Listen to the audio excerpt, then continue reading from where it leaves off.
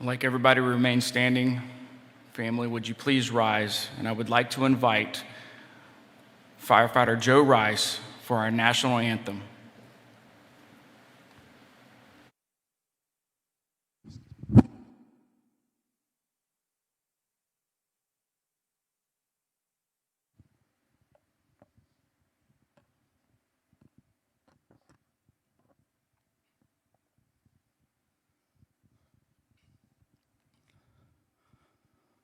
Oh, say, can you see by the dawn's early light what so proudly we've hailed at the twilight's last gleaming, whose broad stripes and bright stars through the perilous fight o'er the ramparts we watched were so gallantly streaming. And the rocket's red glare, the bombs bursting in air, gave proof through the night that our flag was still there. Oh, say, does that star-spangled banner yet wave o'er the land of the free and the home of the brave?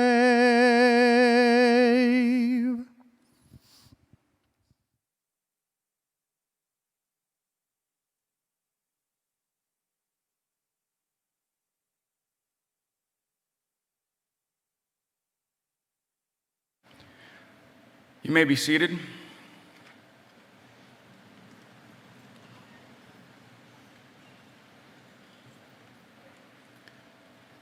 I would now like to invite pastor of this church, Pastor Dr. Stephen Tramble, for our opening prayer.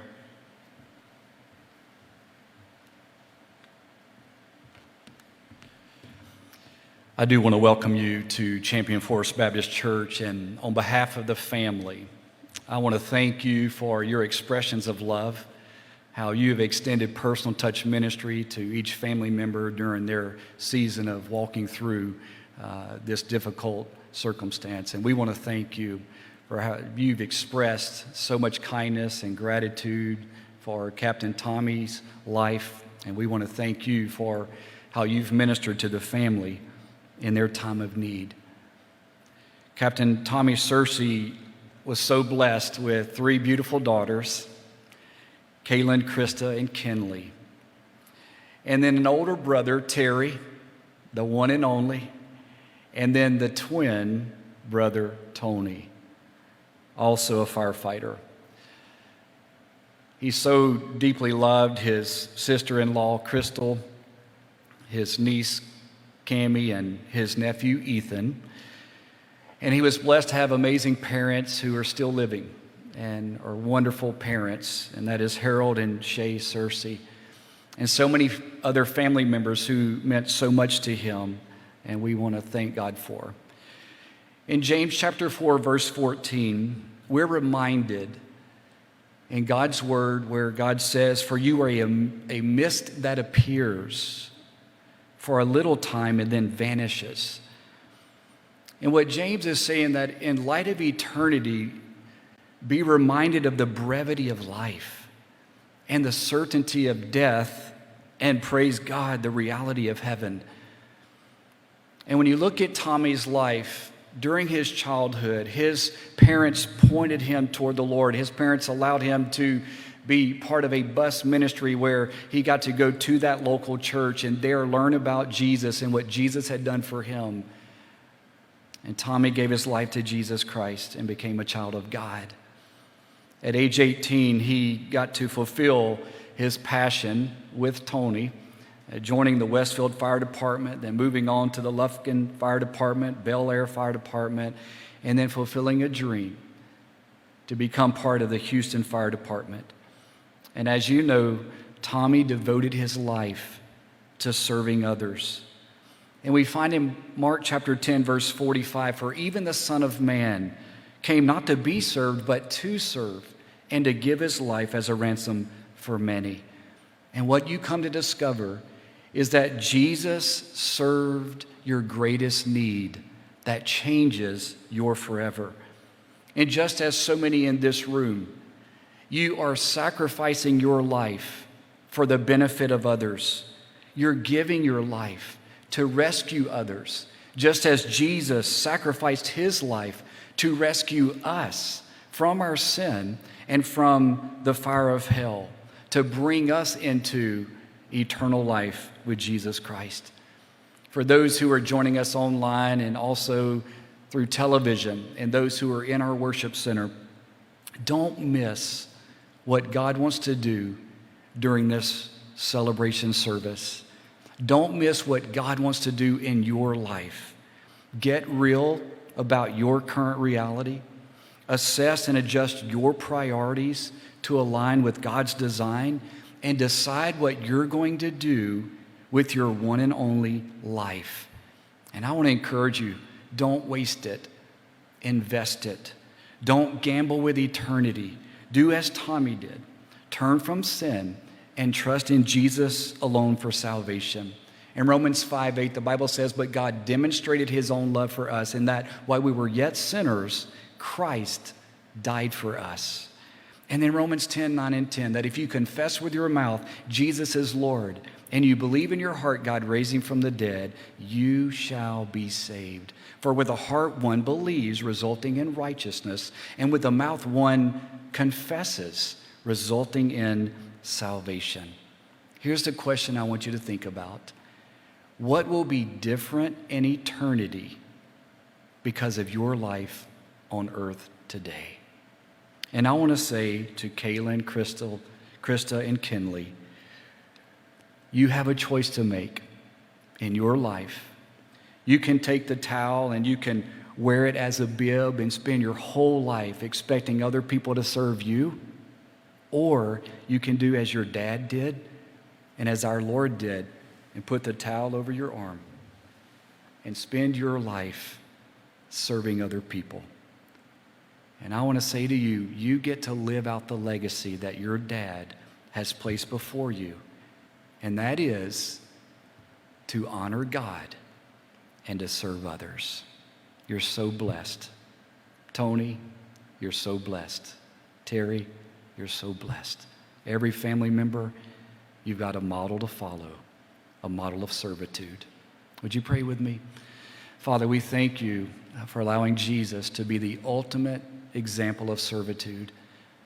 And Lord, with this room filled with so many public servants, I want to thank you for each person and their willingness to honor you and to live their lives to benefit other people.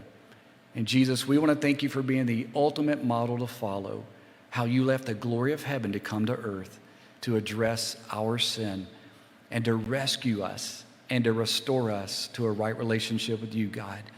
And Lord, we want to thank you for being willing to come to where we are so that one day we can come to where you are. Thank you for the reality of heaven. And we celebrate Captain Tommy Searcy's life. Thank you, Lord, that he oriented his life to honor you and to benefit others. And I pray that you'll continue to minister to everyone here and those who are watching online. May they experience your presence, your comfort, and your fullness is our prayer. In Jesus' name, amen.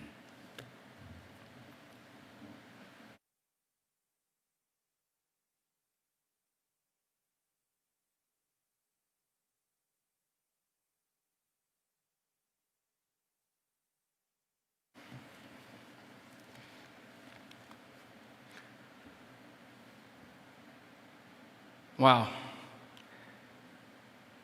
That was our goal, girls, to wow you. And what we did, what you did, is you wowed us. You wowed us for your strength and your commitment. So thank you. Good morning. We're gathered here this morning to honor and celebrate the life of our fallen brother, Tommy Wayne Searcy. Over the last few months, our brothers and sisters of the Houston Fire Department have mourned the loss of yet another fallen brother. During this service this morning, remind yourself of the times Tommy impacted your life, influenced your choices, and of course, humored you into the right direction. Today, as many of Tommy's loved ones share their memories, focus on their thoughts, their compassion, and their love for him. My name is Chris Garcia, and I am one of the many of the hardworking team that has brought together the service and program for you girls. Our team of dedicated members are honored to assist with the Searcy family this morning, as well as the many hours we were able to spend together. Our team is devoted to continue the brotherhood and provide guidance for our families and to assist them in these difficult times. And by God, it was. We are grateful the Searcy family has allowed us to enter their lives during this tragic time. For close to a month, many members of Tommy's family, our team, and the community have provided support not only for Tommy, but also for his lovely girls, Kaylin, Krista, and Kinley. These beautiful girls have stood strong together throughout this process and supported their father like every daughter would. Girls, be proud of yourselves. And you truly are amazing young ladies, and continue to stay positive in the days to come. It is fair to say Tommy fought this horrible virus to the fullest, and his strength was heroic. But we cannot begin to understand the strength of his twin brother, Tony. Tony, you were strong for him, and you were strong for your family. You have been an inspiration not only for our brother, for your brother, but for all of us here today, and especially your nieces. So thank you. Thank you. It is no doubt that the Searcy family define heroism. Many departments outside the Houston Fire Department are representing Tommy today. His career and his roots stretch across the state and many counties. Tommy's career flourished during his tenure with the Westfield Fire Department, rising through the ranks of assistant chief. We can all agree he made a valuable impact on the fire service today. Again, thank you for your overwhelming support to Tommy's loved ones, to his stations, and to the departments he was part of. And please continue with your support for our brothers and sisters to keep the spirit of a firefighter alive. Thank you for your presence here today, which shows your support and honor and your respect to Tommy's family. It is now my complete honor to introduce you Houston Fire Department's chaplain, Bobby Delgado, for our words to remember.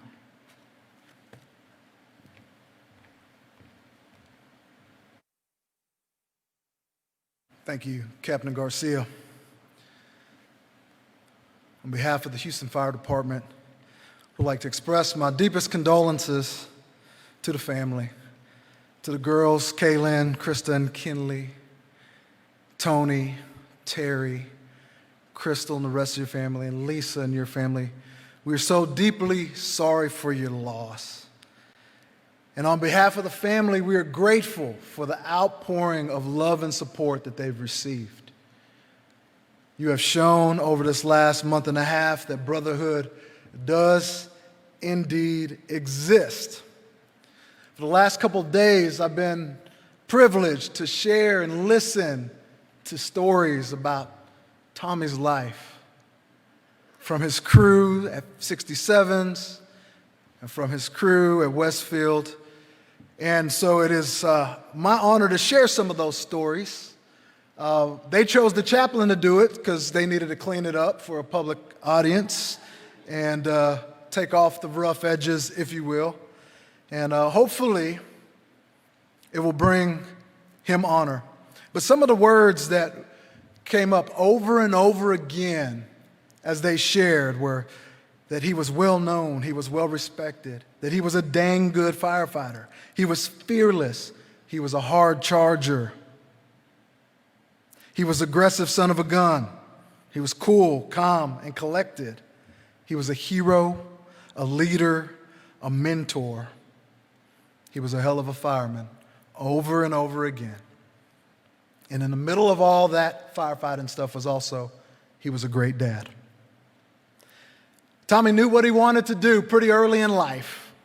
He was at MacArthur High School, I believe as a senior, and one of his buddies, Gary, was wearing a Westfield Fire Department t-shirt. And oddly enough, the apartments across the street from the school were on fire. And so Tommy started asking Gary about that shirt. Where'd you get that shirt? How'd you get that shirt? How can I be a fireman? And from then on, even though Gary had told him, hey, you got to follow the rules, you got to be 18, we have our meetings every other Thursday or something, and every day, hey, can I get in? Can I get in? Just like a broken record. Even though we don't have records anymore, some of y'all don't know what that means, but over and over again, lots, every time he saw him. And finally, when he and Tony turned 18, the first Thursday afterwards, they signed up. And as we can say, the rest is history.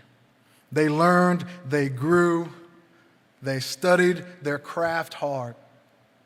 They spent every Friday, every Saturday at the fire station, volunteering, gaining valuable experience, getting to know exactly what it was to be a firefighter. And those two, you can't mention one without the other, being twins. And I'm told that even though they were brothers, they fought quite a bit. And not just your regular bickering, but your knockdown, drag-out fist fights died to the end. And it's said that after one said fight, one of the brothers left, and 10 minutes down the road got a flat tire, called his brother.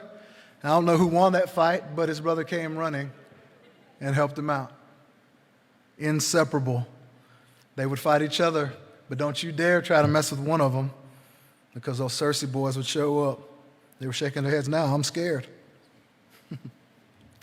But they embraced the Westfield motto, honor, pride, and tradition. Or as they like to put it in their layman terms, just show up and do your job. That is the Westfield style. And they brought those aggressive tactics with them to many departments, Lufkin, Houston, Bel Air. They worked hard, but they loved to play harder. Even maybe before the fire department, Papa Searcy had a little Debbie truck, and these boys had seen Cheech and Chong and their van and how it had hydraulics and made it bounce. I had to go watch the video again just to refresh what that would look like. And they learned how to make their dad's little Debbie truck bounce up and down by gassing it and braking and making it look like it was hydraulics. And being on the north side of town, I'm sure they fit right in.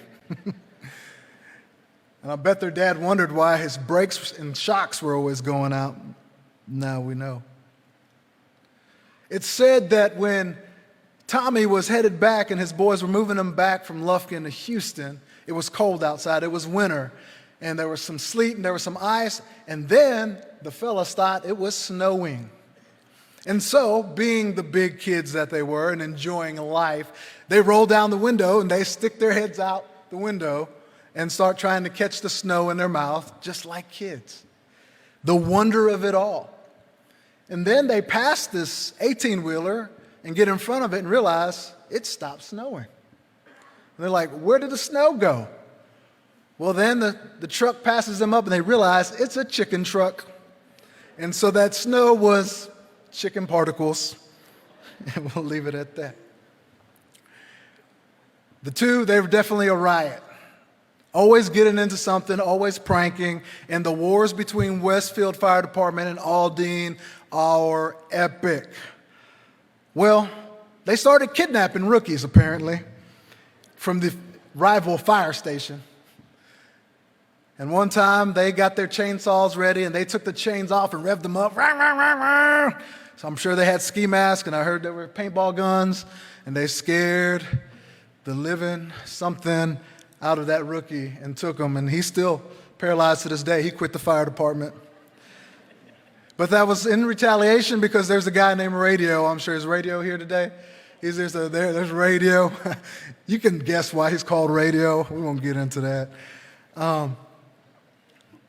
But it's because he had been kidnapped, and Tommy threatened to flood their entire station. He pulled the tack line off the pumper and said, "I'll flood your entire station if you don't let him go." And it said that they rolled up the bay door slowly and slid him on out. And it was this kind of lifestyle that they lived for so long. They got a cop friend who was also a firefighter to pull over a rookie on his birthday and scare him too, thought he was going to jail. There was a time when he took fireworks and placed them on the toilet of the bathroom he shared with his senior captain, who is now a chief. And she got the scare of her life. And at Station 67, they were always playing games. They invented a golf game called hood golf that they played with little kids, plastic clubs and plastic balls, and hit them around the station. And there was this game called Throw Burrito. It was a card game where if you got a certain card, you had to grab a burrito that was there, and you had to throw it and hit somebody with it. Well, he found a way to hit his senior captain over and over and over again. I don't know what that says exactly about how he felt about that senior captain, but we can guess. He's also known to scare the biggest and baddest dude at that station, who was also his best friend, and they'll tell that story later. I really wanted to have those props to scare him one more time. He loved to go fishing. He loved to be on his boat, though I'm told he wasn't good at any of that. Didn't catch a lot of fish. The boat was broken most of the time. He didn't know where to drive the boat and often ended up on sandbars. And they say it's because he wanted Big Niles to get out, because Niles, every time he gets in the water, takes his pants off. So there may be something there. I don't know. His nickname was Exotic, and mostly because I'm sure the Searcy boys have always got the question, well, what are you? What are you? As many mixed people are, and being half Korean, I've had to answer that question a lot over there. Well, what is he? Like, ask them. But he's half Korean, so they just called him Exotic. So he was Tommy Exotic well before Joe was Exotic. And I think that's pretty darn cool. And there's Shorty and Captain Hook and Superman and Thonga. That's a great story. Ask the Westfield boys about that one later today. Cool Whip and Cowboy. I mean, there's a story behind each one. He lived life to the fullest. And one of the things he talked about with his guys, the people that were his family, his brothers, with those relationships that he's forged over the years was, do not cry for me when I go. I want you to celebrate. I want you to tell stories. He actually said, I want you to wear Hawaiian shirts and flip-flops. And so last night, Colby Lee wore a Hawaiian shirt and flip-flops, and the guys gave him a hard time for it, but he was honoring that memory and that legacy and what he asked. He was a very unique person. Even though he was a wild child, he had a grandma soul. Somehow or another, he found this thing called a cricket that cuts vinyl and paper and was all about the cricket. And so they made fun of him constantly at the fire station, that he's a grandma with his cricket, always ordering parts and thinking of what he can design and what cutouts he could make. He loved his shakes. He loved Dr. Pepper and Jelly Bellies. It was his addiction. It was his crack, those Dr. Peppers. It's a miracle he wasn't a diabetic. It really is. He had a touch of narcolepsy. He would fall asleep mid-sentence, on the phone, in the pumper, head bobbing. The crew at 67 should have put a seat collar on him to protect his neck as they drove up and down. You never knew he was going to fall asleep. Some people say it's because he worked all the time. Some people say it's because he played all the time. I think it's just because you get a little older, and when you become an officer, you deal with so much of your crews that it wears you out. I think that's part of it. And fun fact, if they got a chance to watch TV there at Acres Homes at the Fofo, he liked to watch 90 Day Fiancé. Every firefighter's dream right there, to sit down and watch 90 Day Fiancé. And of course, his favorite, Jersey Shores. Little GTL, maybe he liked the situation. I'm here, that's Jim Tan and Laundry, in case you don't know. He did none of that, so I don't know why he cared for Jersey Shores. And then I'm looking, and Ethan's carrying that ball, that Wilson. And even when he was in the hospital, he's still playing, hey man, give me somebody to talk to, I need Wilson. And sure enough, Wilson became the cry of that. He made everyone better. A lot of the crew said he built us up. He treated everyone the same. When you came in, you had a chance to prove yourself. It didn't matter who you were, it didn't matter what your rank was, you had to prove yourself. That you were worthy of being a firefighter, worthy of being part of his family, of that aggressive firefighter mentality. And so he gave everyone a chance, especially if they wanted to learn. And they trained and they talked about each incident in fire. And every time he learned and he took something about it, so much so that they said he had a sixth sense. When something was about to go bad, he just knew and said, all right, guys, let's get out. Because he was a master of his craft. He took the job seriously. One person put it this way: if you couldn't learn from Tommy, you couldn't learn from anyone. Captain Doug Hodges said that Tommy really pushed him to take the captain's test. He didn't want to take the test because that would mean they'd have to leave and he'd have to go on. And so Tommy told him, come on, you'll be a better captain than I ever am. And so Doug took the test and he rocked that test and came out in the top of that group. Hook is here. Where you at, Hook? Timmy? Tommy's up top. Timmy's part of that Westfield crew. He came in. He's got cerebral palsy. It affects his left side. He's kind of paralyzed with his left hand. And they treated him the same. And they taught him how to be a firefighter, basically with one good hand. And they had to change everything they were. Every way they trained everyone else, they said, whatever works for you, we're going to do it. They drilled over and over and over again. And anybody who knows Captain Hook will tell you he's worth his weight in gold, and he's better than most guys with two hands. And not only that, he's become the guru, the apparatus guru. He knows anything about hydraulics and pumping. He also knows everything about the aerial ladders, and I'm told that if the crew from Ladder 28C would have talked to him before their truck burned down, he might have been able to save it. I had to, man, I'm sorry. He was extremely loyal, and if you were in, you were in, and he would do anything for you.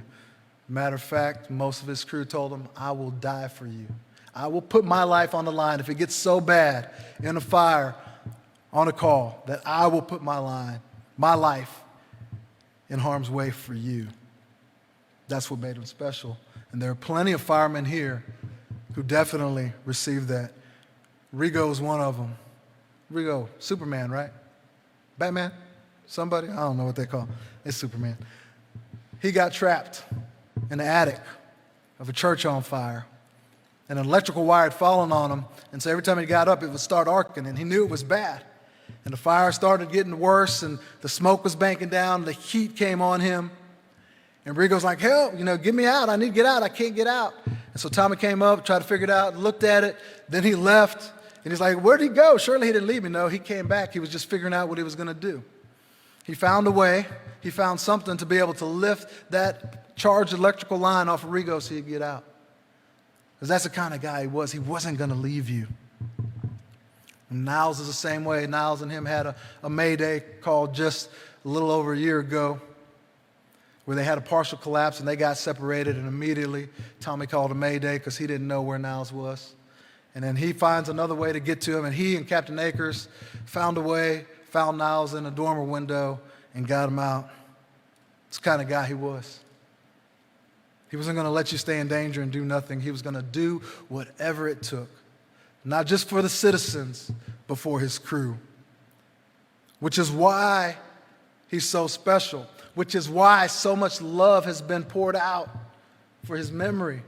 from people all over the world have prayed and shown support and sent T-shirts and patches and money and gifts, it's because he was worthy of it, because he built a family and he built a reputation, and it was reciprocated to him. I'd like to think about the lives impacted. He made everyone around him better. Let's keep that legacy alive. I mean, how many firefighters and civilians are alive today because of Tommy? And how many firefighters are better because of him? And I would just want to say to the firefighter community, if you're alive or you're better because of Tommy, would you just stand up right now? We want to recognize you. Would you please do that? It's almost everybody here.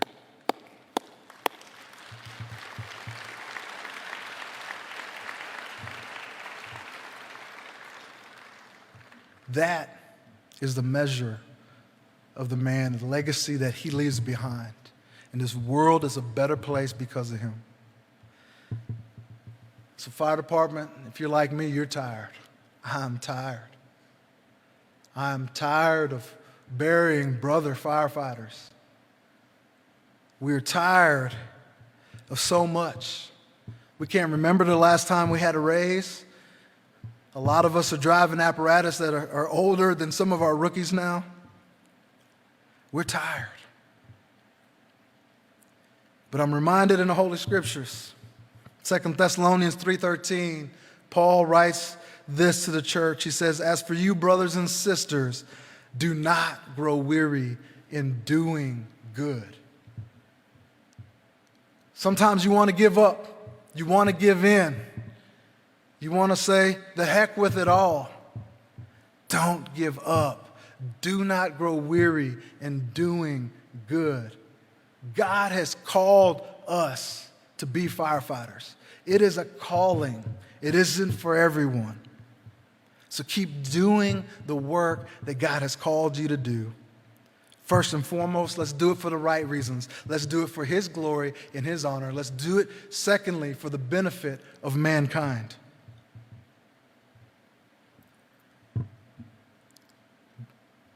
Pastor said earlier, don't miss the moments that God has. Captain Hodges, I'm going to come back to him again. He asked for a sign that Tommy was well, that he was okay. And this is after he had passed. He had actually texted his number, as I'm sure many of you have done. It's hard. It's there. And so not too much later, Cowboy calls, I can't find a badge. And so, I can't find my badge for my uniform. What do I do? And Doug's like, well, let me get mine. And he was thinking maybe he'll give it to him, but just, where's mine? And sure enough, he pulls out his badge that he got pinned as a firefighter years ago, 17 years ago or so.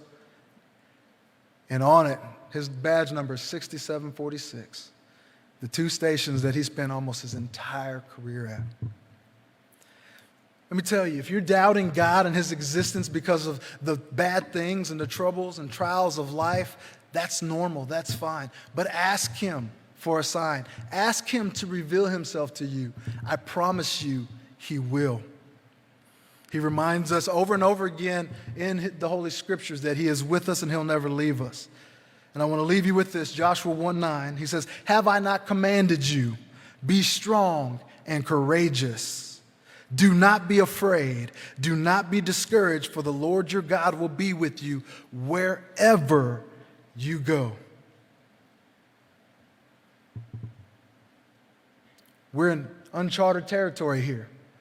Crews without their captain, brothers without brothers, girlfriends without lovers, kids without a dad. There is a hole in all of our hearts. We are now all stepping off into the unknown. And when God told Joshua this, he too was stepping off into the unknown. He didn't know what the next day had. There were going to be hurdles and trials and troubles and battles to be fought. But God promised that He would be with them. And knowing that God is with you is what allows you to be strong and courageous, to hold on to that promise that God is with you and you can be courageous. As our brother Tommy was fighting, and he knew the ventilator was coming up. Most of us knew what that meant with a 30% survival rate. We didn't want it. He didn't want it. And finally, when he realized it was the last option for him to beat this disease, he showed courage, one last ounce of courage, fearlessness, that who he was. And he said, "Come on, let's do this." So my friends, be strong, be courageous. God is with you. Come on, let's do this.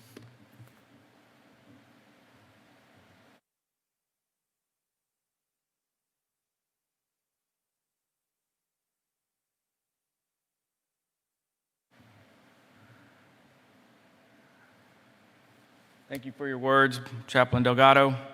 Before I introduce our next speaker, I just want to take a moment and recognize Tony asked his district chief, Jason Wells, to come be a part of his family liaison, and you stepped up and you did an amazing job. So thank you, Chief, from me to you. It is now my honor and privilege to introduce you, Jason Wells, District Chief, to speak along with Tony's oldest son, Ethan.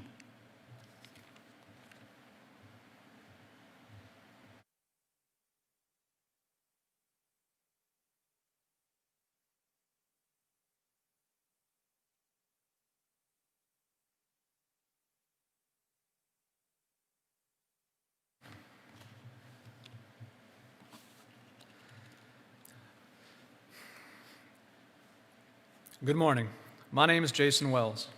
I, along with Station 28 C Shift crew, am privileged to have become a friend of the Searcy family long after Tommy joined the fire service in 1993. As some of you know, on Tommy's 18th birthday, he told his twin brother Tony that he had to join with him. In the fire service, once you meet a Searcy, you know that you will never again stand alone, and they will always have your back. Today, I am honored to be joined on stage with Ethan Searcy, Tommy's nephew, who has my back, continuing a Searcy tradition, just like Tommy would. Kaylin, Krista, Kinley, from the bottom of my heart, I offer my deepest sympathies for your loss.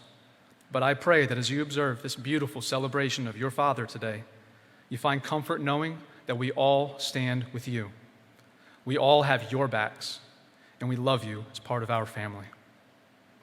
Your father was everything a firefighter should be, and everything that we all strive to be. Courageous, passionate, loyal, dependable. Your dad was fearless, but fearless with a sense of humor. The Searcy sense of humor began when they were young, like the time Tommy and Tony were in trouble because their toys were overtaking the entire house, a real mess everywhere. And if you didn't know it, they had two of everything. Mom and Dad, they had enough. The twins weren't about to clean or put anything away. They had a better plan. They gathered up all their toys, put them in black trash bags, zipped them up, and put them right out on the curb. Problem solved. They would never clean anything again. I asked Tony what they were going to play with, and the sarcastic Searcy response, "We're twins, we got each other." Well, this type of humor continued into adulthood when Tony was asking Tommy if he needed anything at the hospital, anything at all to make him feel better. Tommy said, "Yes, my daughters." Then, after a pause, he said, "Wilson." Tony, confused and hard of hearing, responded like normal and said, "What?" Tommy paused again and said, "Wilson, the volleyball. You know, Tom Hanks, the movie. I need someone to talk to that'll listen." Tommy, Wilson's still listening. Kaylin, you may not remember this, but one of my favorite stories involved you, your dad, and his buddy Will. Occasionally, they would go to lunch, and on one particular outing, Tommy brought Kaylin, or KK, as he would call her. They were trying to decide where to go, and Tommy said, "I know where to go." Well, they pulled into the Hooters parking lot, and Will told them, "No way. There's no way I'm going to eat here. Kaylin, I'm not getting in trouble with your mom." Well, Tommy looked at Will, he smiled, and he said, "KK, where are we at?" She leaned forward in her booster seat, looked at the sign, and said, "Red Lobster."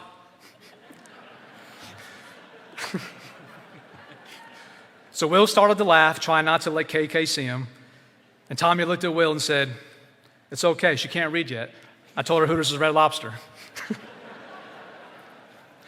So Tommy and Kaylin held hands, and they skipped their way into the restaurant.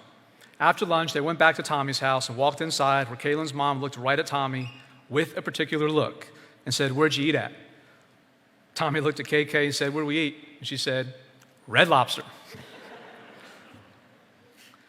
Kaylin, Krista, Kinley, your father brought humor into every aspect of his life, but there's another side of your dad that I have to share with you. Your father was fearless, strong.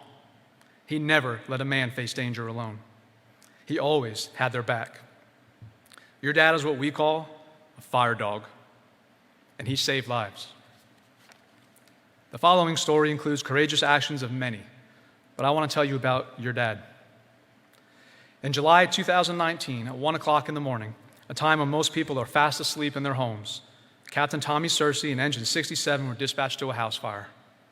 On arrival, Captain Searcy saw fire showing from the second floor of a 2-story house with cars parked in the driveway, indicating civilians might be sleeping and trapped inside. Captain Searcy performed what we call a survivability profile, and without hesitation, valiantly performed an offensive attack to alleviate interior fire conditions and facilitate a primary search. Tommy and his crew were going to give anyone who might be inside the chance to live. Engine 67 advanced their hose to the second floor, found the seat of the fire, and began to extinguish it. And they kept searching for people. As Engine 67 continued their advance, Captain Searcy reassessed interior conditions and recognized the ceiling was beginning to fail. His experience and intuition guided him to back out of the environment. Suddenly, a loud crash was heard. Significant heat filled the hallway. The ceiling was falling all around them, and they were pushed back. He grabbed the firefighter, controlled the hose, and rolled them both out of the path of impending collapse. Captain Searcy quickly removed himself and his firefighter from the fallen debris, repositioned on the stairwell, assessed his crew, and immediately recognized one of his firefighters was separated. Captain Searcy quickly called the first Mayday transmission, and Tommy knew it's time to work. With great courage, Captain Searcy and his firefighter advanced back up the stairs through extreme heat, pushing back a wall of fire, searching for that missing firefighter. Then the missing firefighter called his own Mayday. He identified his name, unit, location on top of the stairs, the first bedroom to the left, the ceiling collapse blocking his exit, separated from his crew, and the audible sounds of hose streams putting fire out. Tommy's hose stream. Under severe stress and pressure, fighting through heat and flames, Captain Searcy still searched. He heard these radio transmissions and knew it was time for Plan B. He would not let a firefighter stand alone. Captain Searcy and his firefighter exited the structure and regrouped with another crew. Captain Searcy looked at the officer of that crew and said, "Mark, I know where he is. We got to get him. We've got to get him." Tommy led that crew up the ladders thrown to the exterior of the building. Then Tommy climbed right up with them, never giving up. On top of the ladders, working side by side with that officer, the same crew, Tommy helped force entry through the windows. As they conducted this operation, the missing firefighter heard the noise. He heard the calling. He knew that help had arrived. The missing firefighter was rescued that day. Girls, the professional and courageous ability of your father to maintain his composure, remember his training, and flawlessly execute a rescue operation saved a life that day. Your father did not ever leave a firefighter alone. He's always had our backs. Your father was fearless, compassionate. He was a leader. He was everything that we all strive to become. But most importantly, through all the heat, through all the flames, through all the adventures, you girls were always there at the top of his thoughts and his world. Some of us knew you. Many of us heard stories about you. Everyone at every fire station he ever served knows that he loves you.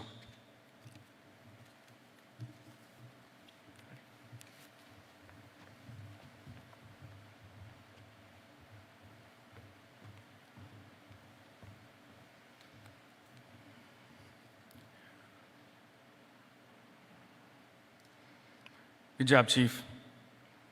Ethan. Today we were asked to, the Searcy family was asked that a family friend to come speak, but unfortunately he was not able to attend. We have Chief Mo Davis representing members of Station 46 B Shift and talking about Tommy's early career when he started in the fire service in Houston. Chief Davis.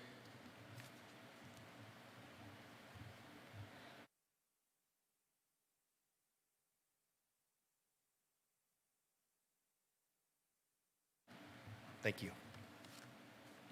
My name is Mo Davis. I'm a district chief, Houston Fire Department, assigned to 68s now. I spent a lot of time, as 46 guys is coming up, I spent a lot of time at 46s, and that's where Tommy came in. Tony, I can't thank you enough, brother. Just allow me to be a small part to say thanks. We'll do him right.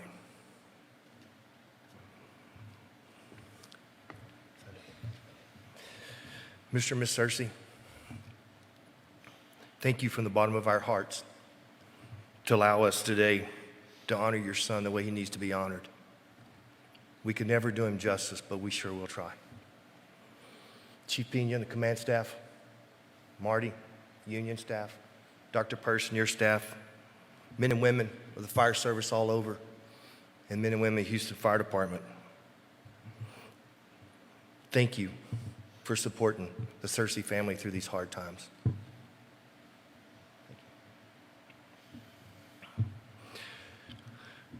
To the girls, Kaylin, Kristen, Kinley, your dad was something else, man. You know, I could sit here and tell you about his heroic actions, and he had a lot, and we'll talk about some. I'll tell you about what a nice guy he was. You probably didn't know that. You just knew him as dad. You know, he's probably a cool dad, too. But he was one of the best. I'm really saying that. He was one of the best.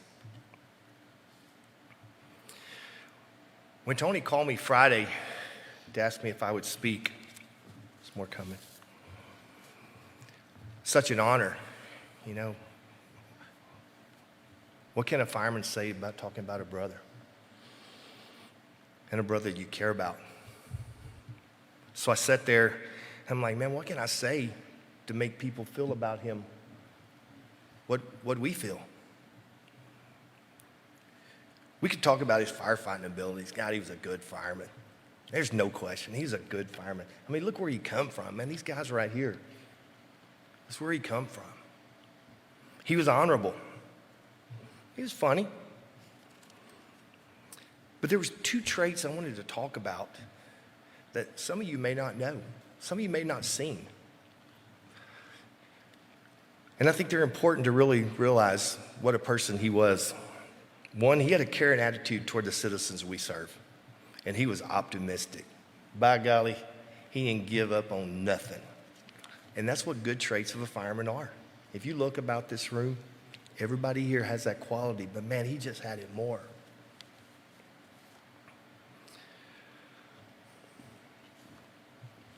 Thanks, brother. I want to tell you a couple stories, but before that, I have to tell you the district he came into. Man, he came into a tough district. Anybody in this room's ever filled in at 46s? Anybody in this room's ever did a debit day at 46 or been signed there? Man, you're not welcome. It's just the way it is. You have to earn your way in there. And that was the way on each shift. B shift made a fire. The C shift was mad because they didn't make one. Now, I was a C shifter. I was mad at the B shift. The A shift was mad at them too. That's just the way we were, but we loved each other more than anybody could ever know. The B shift was led by an exceptional leader, Chief Bisbano. Chief Bisbano has always been a man of few words, but he led us through some of the most troubling times we've ever lived in the fire service with 46s at the time. Chief Bisbano had solid officers. Chief Whitehead was a senior back then. Our friend, Capt. Grady Burke was there. You couldn't handpick a better place for him to go. And then you get this exceptional guy. At the time, we didn't know he was a fireman. We didn't know he was born in the fire service. We just thought he was something special. He was. And we couldn't find anything wrong with him. Man, we tried.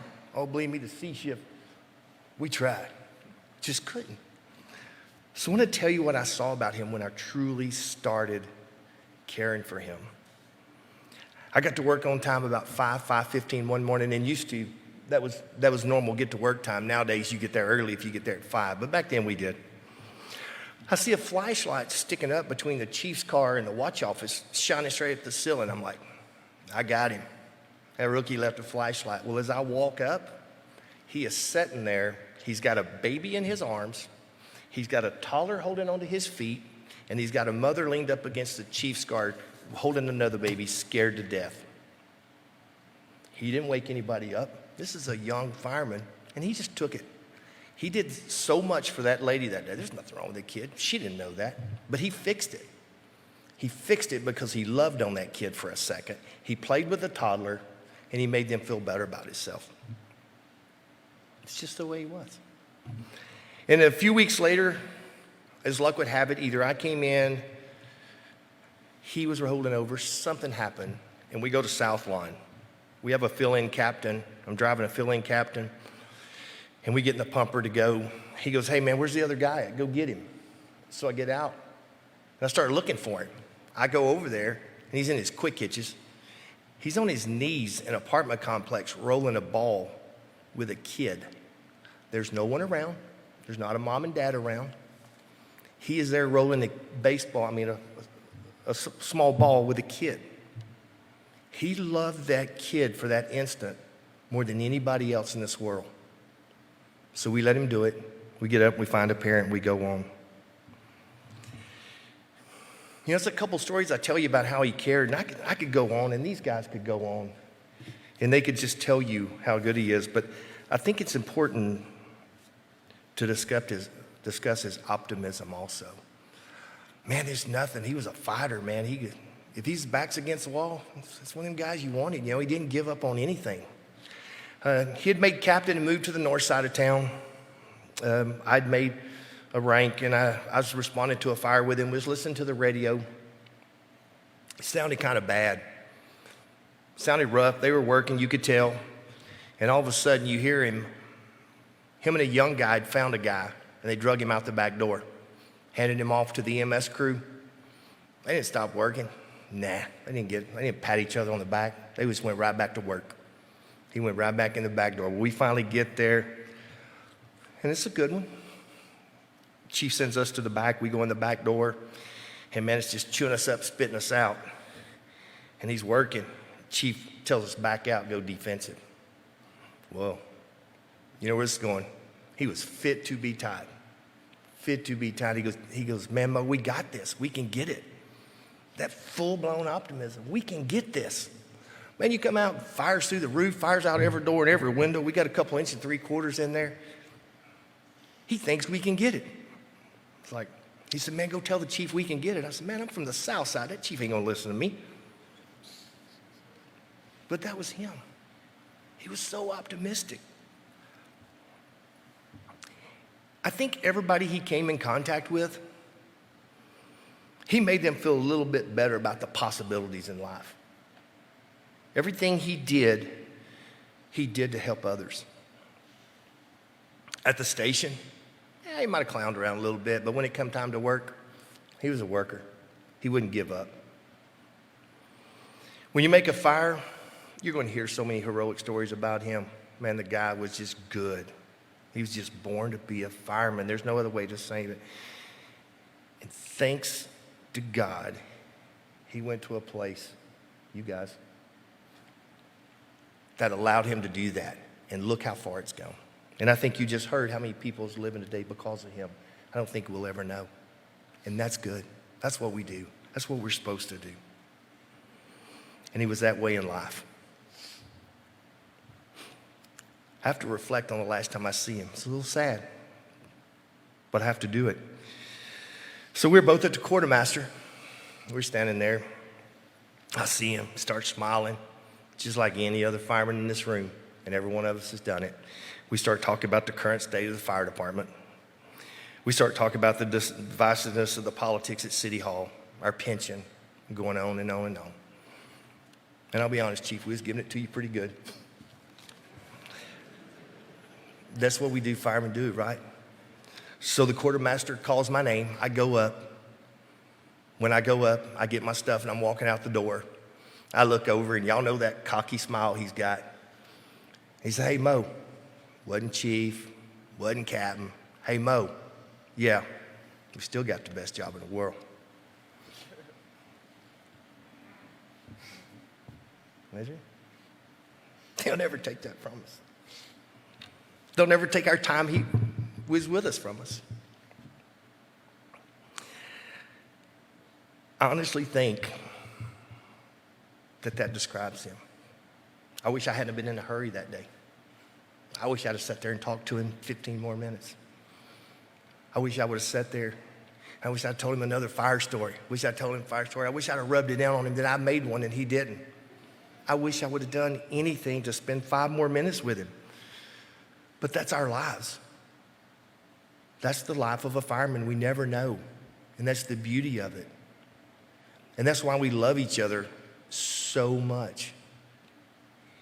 It doesn't matter what patch you wear. It doesn't matter what station. Man, we might fight amongst ourselves, but man, we're one. And that's the beauty of this. And he got that. These are just a few examples of what a good guy he was, girls. I think you know it, but we want you to hear from us what we think of him. Today, we're heartbroken. There's no other way to look at it. We're full of sorrow. We're full of hurt. We're full of anger. Full of questions. Why? We don't know. But I'll tell you this, we'll do what we do every day of our lives, and we've done it before. We will get over this together. Together, we will get over this. And I want everybody here to be grateful that Tommy was in our lives because, man, we're lucky for that. A little side note to you girls, in a few years, you're going to college. You'll make us all proud. You'll probably need some money. You'll probably have a flat tire. You'll probably get sick. Uncle Tony is going to call some city, and some fireman in that city is going to come help you. Houston Fire Department is 4,000 men and women strong. The International Association of Firefighters has over 320,000 members. There's non-union departments. There's union departments. There's small departments, large departments. You will never be alone. Never will you be alone. You will always have an open door somewhere.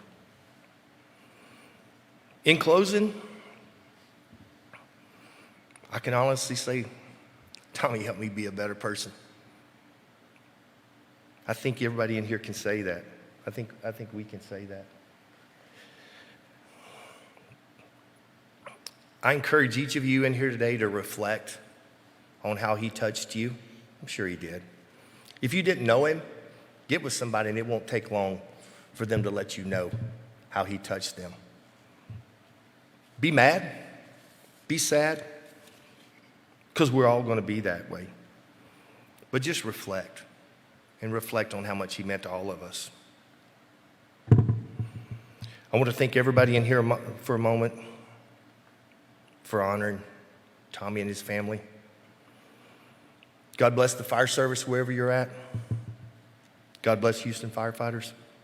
And most of all, God bless the Searcy family. Thank you. Thank you, brother.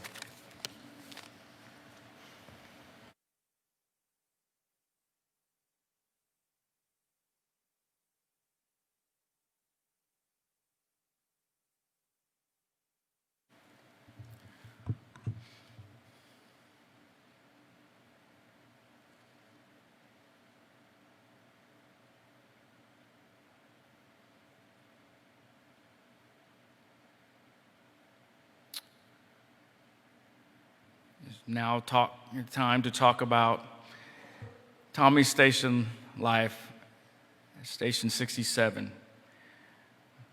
I'd like to invite Big Jim Richardson, speaking on behalf of Tommy Searcy, the crew from 67, and also the crew.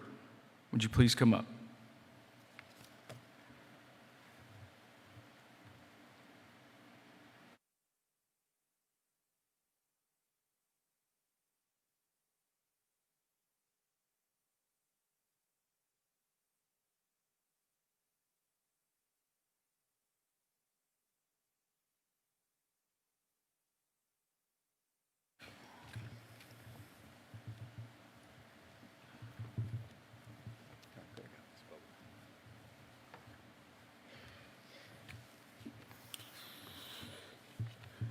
I am EO Jim Richardson of 67A, and on behalf of the crews of 67 and the Houston Fire Department, we'd like to thank you for your presence in mourning the loss of our Captain, Tommy Searcy. Tommy was an exceptional firefighter, a leader, and was an exemplary member of the Houston Fire Department and Local 341.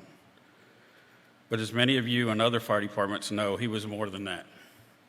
He was a friend, a mentor, and a sympathetic ear. To others sitting here before us, he was a caring father, a mischievous son, and a twin to conspire with. To us up here, he was the calm on the fire ground, the person who helped us train to be better. He was humble and put his crew first in almost every way, and used his rank not just to improve himself, but to improve his crew. Captain Searcy is a decorated firefighter and committed several acts of bravery in the course of his career. As a medic at 46s, he was dedicated to saving the lives of citizens. And as a captain at 67s, he was instrumental in saving the lives of both his crew and the residents of Acres Homes. His actions as a captain speak for themselves. However, the fire station family is like almost any other family. He was unfairly kind, but he was not hesitant to rope others in the crew to prank a crew member. Once he got everyone in the station red balloons and clown mask, then marched us all quietly in the dorm while, quote, territory was being studied by a certain pipeman. When the lights came on and the pipeman saw a room full of clowns with balloons surrounding his bed, he screamed and came up swinging, and the game was on. Tommy's other passion was fishing, and I say going fishing because it was not often that we came home with any actual fish. We were supposedly partners in Tommy's so-called guide service, Smoking Reels, which we even had a logo for.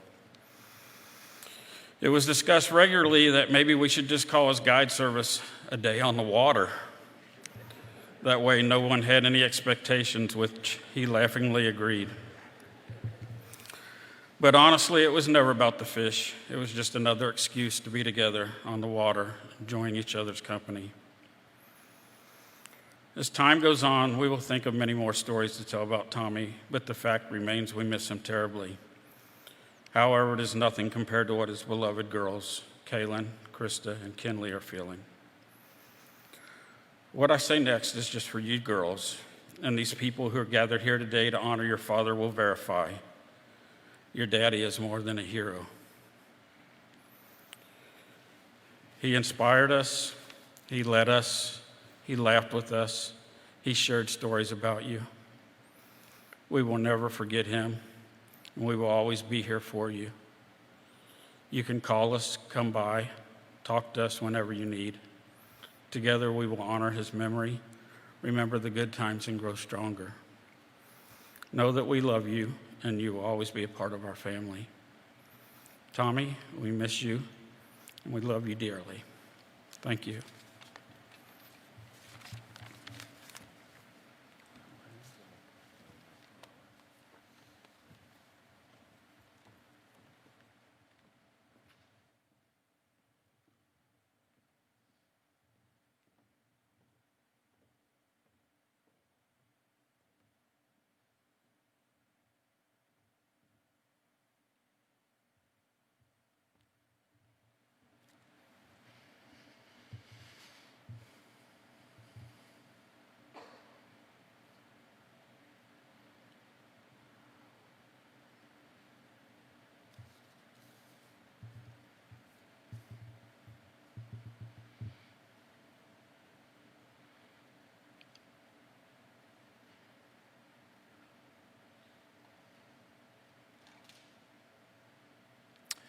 As we continue to go through the service, I want you to remind yourself and remember what Chief Davis said. Reflect on everything that's been said today and this morning for you girls.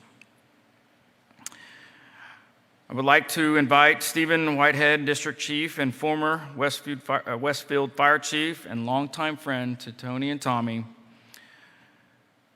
along with Max Reinhardt, Assistant Chief of the Westfield Fire Department, to come up and speak on the Westfield side.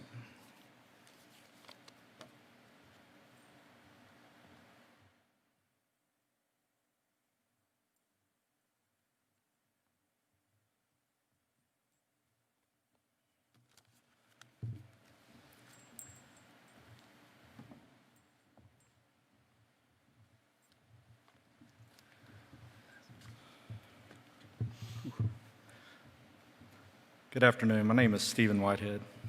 I'm a longtime friend and coworker of Tommy. I was honored when Tony asked me to speak today, but I'm also a little nervous about finding the right words to say to properly honor him. There's really no way to sum up all that Tommy is in just a few minutes, but we're going to try. On behalf of myself and the Westfield Fire Department, I want to offer our sincere condolences to the Searcy family, the firefighter family, and the many friends that have gathered here today. I would like to start by reading a short poem I ran across while preparing for this speech. It reminds me of Tommy's humorous personality. Oh dear, if you're reading this right now, I must have given up the ghost. I hope you can forgive me for being such a stiff and unwelcoming host. Just talk amongst yourself, my friends, and share a toast or two, for I'm sure you will remember well how I love to drink with you. Don't worry about mourning me. I was never easy to offend. Feel free to share a story at my expense, and we'll have a good laugh at the end. I first met Tommy and Tony, or as we called them, the Searcy twins, about 28 years ago when they were just high school kids. Their classmate and Westfield firefighter Gary Jr. encouraged them to come volunteer. They were voted in, and from that moment on, their future was set. As a department, we were always glad to have new recruits, especially when they were brought in by respected members of the department. As an added bonus, we loved playing sports around the station, and they were quite athletic, especially at basketball. Their no-pass skills were off the charts.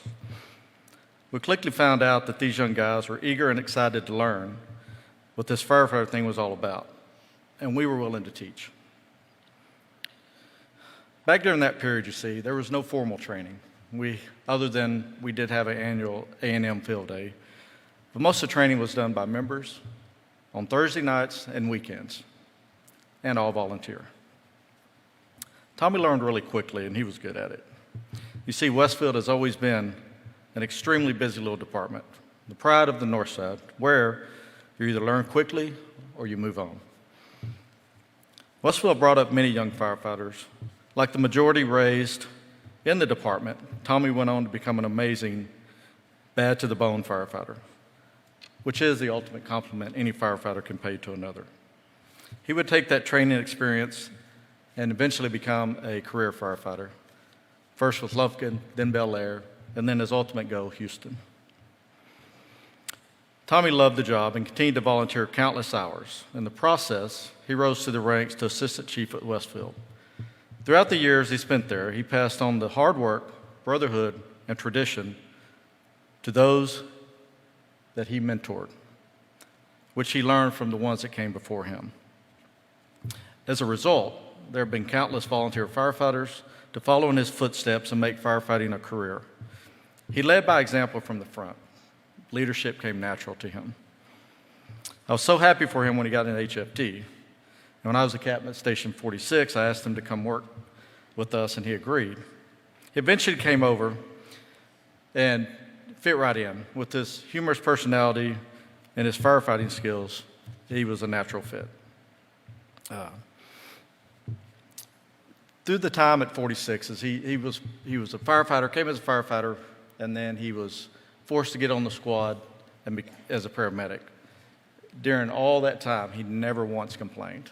He always had a great attitude and loved the job, loved what he did, and always, like Mo said earlier, had a positive outlook on everything. When I think of Tommy, I can't help but smile.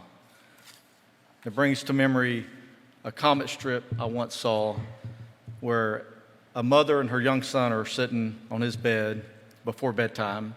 The son looks up to the mother and says, "Mom, when I grow up, I want to be a firefighter." And the mom says, "Son, you have to pick one or the other." You see, Tommy exemplified that. As firefighters, we never grow up.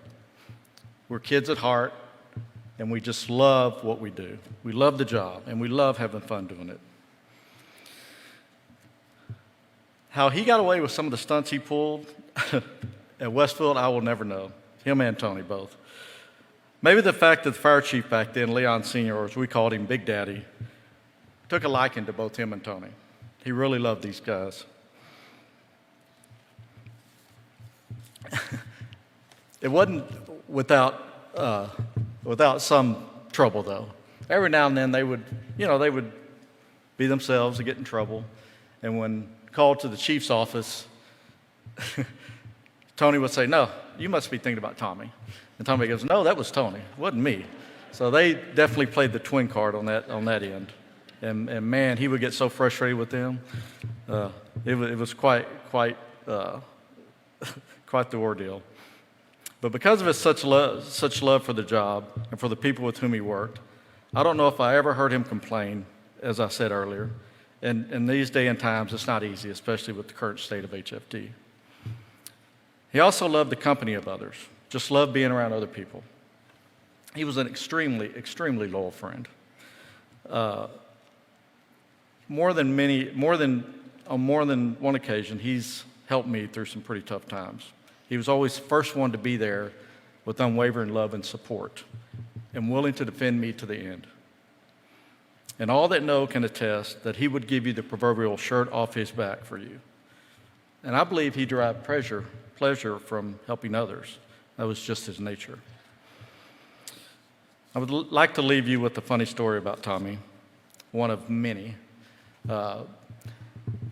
As most of you know from the fire service, there's quite a bit of pranks that get played.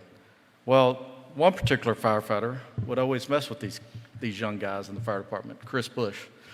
He would go to the station while they were trying to sleep and turn the sirens on and leave the station and wake them up. So they vowed revenge. So one night, they devised this plan where they were going to take the first responder vehicle. It was a little EMS vehicle we called Car 25. They were going to park it in front of Chris Bush's house in the middle of the night, turn on all the lights and sirens, turn it off, lock the doors, and leave. So they're set this abandoned fire department vehicle in the middle of a neighborhood, in the middle of the night, with lights and sirens blaring. Yeah, needless to say, Big Daddy was not happy about that. But they did get their revenge. And I think Chris learned a lesson from that. I want to thank you all for allowing me to speak. And I will close with the last words Tommy messaged me while in the hospital. I love you.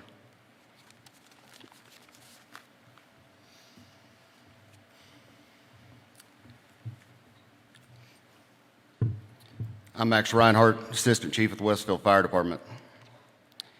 As I sat down to consider what brings us together today, I have reflected on many things. The greatest among them is honor. We're here to honor a son, a brother, a father, a faithful friend, and an outstanding firefighter.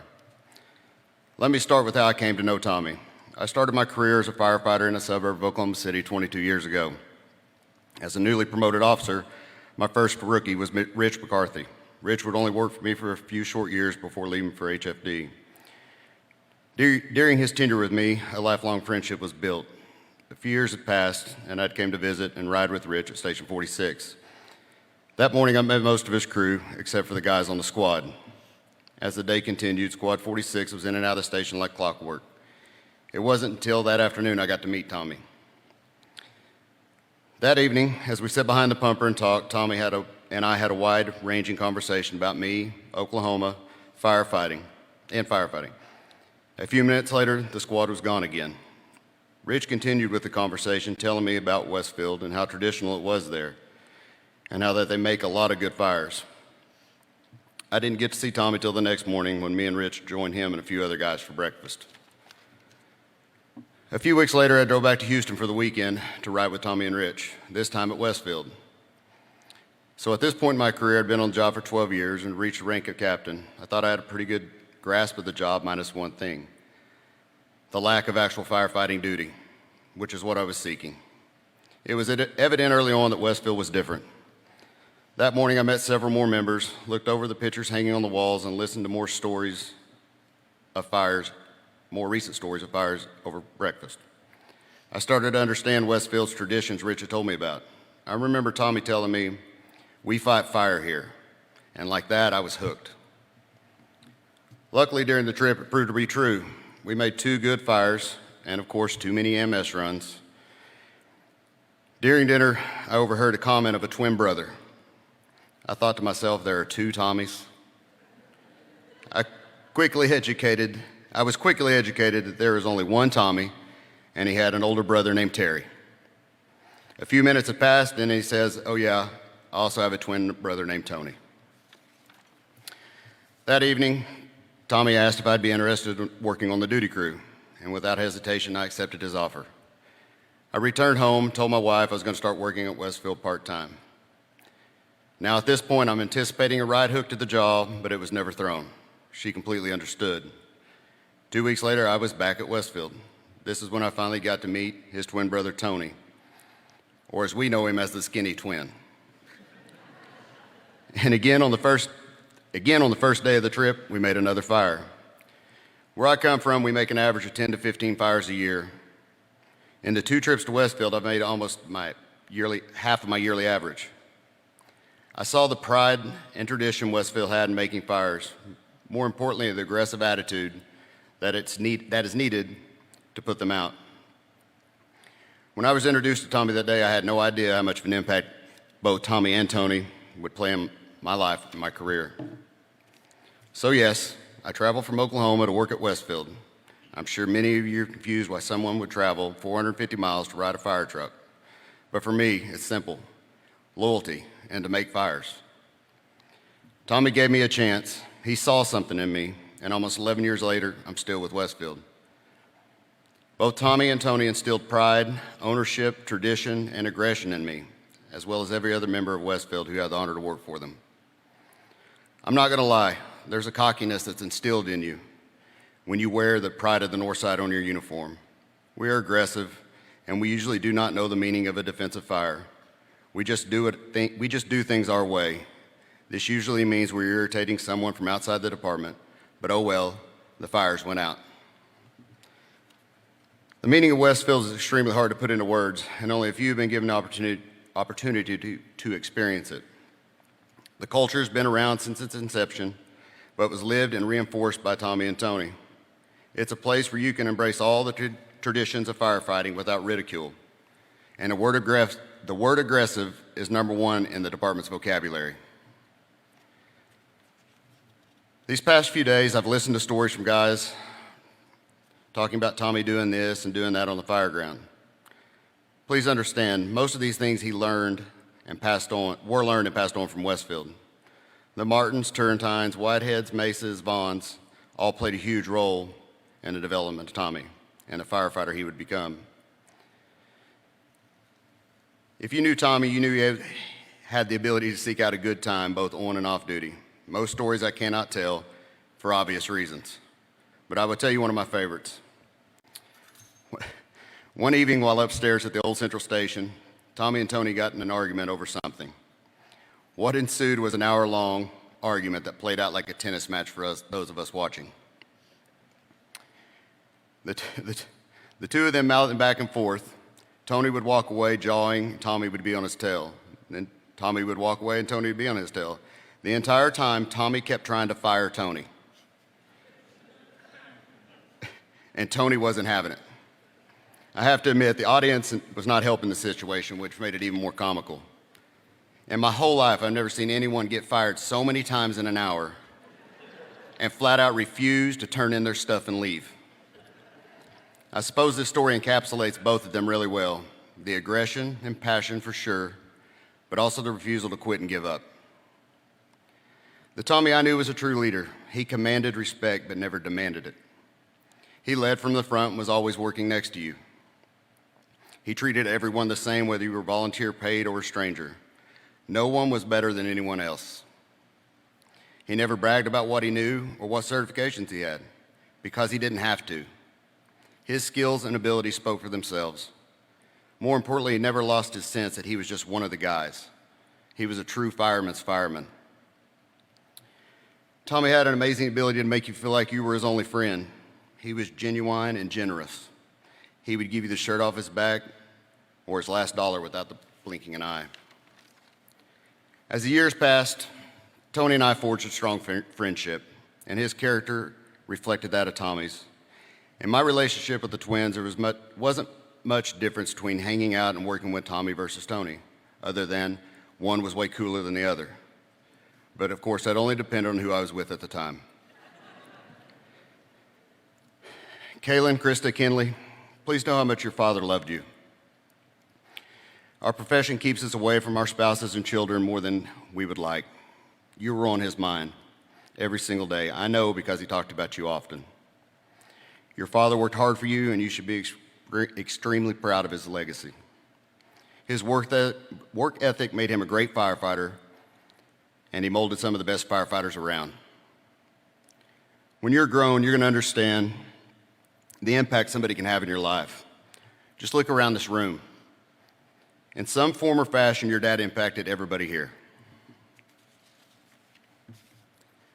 While only a few of us have the honor of speaking today, all of us had the privilege of knowing your dad.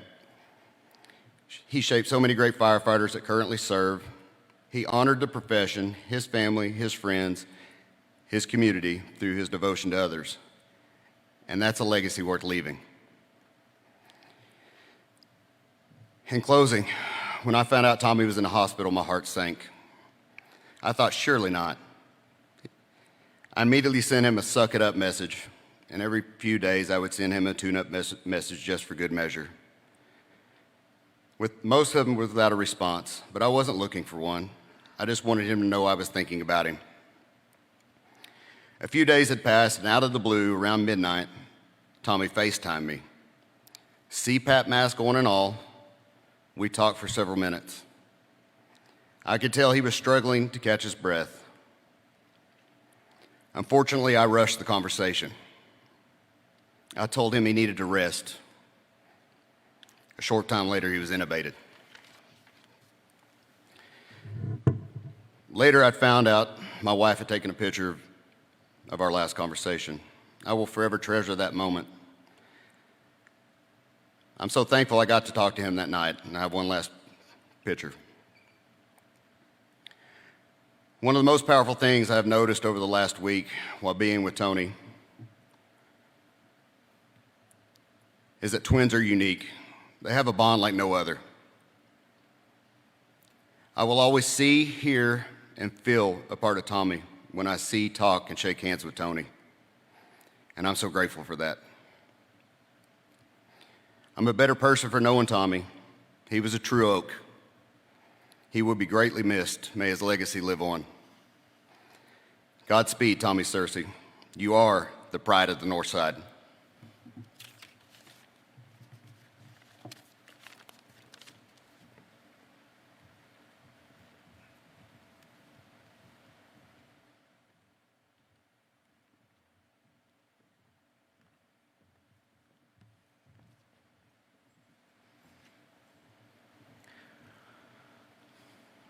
I will now introduce the president of Local 341, Marty Langton.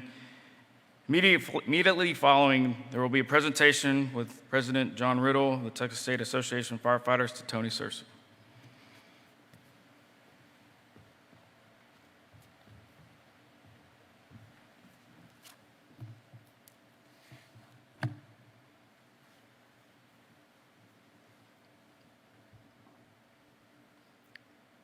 Thank you, Captain Garcia.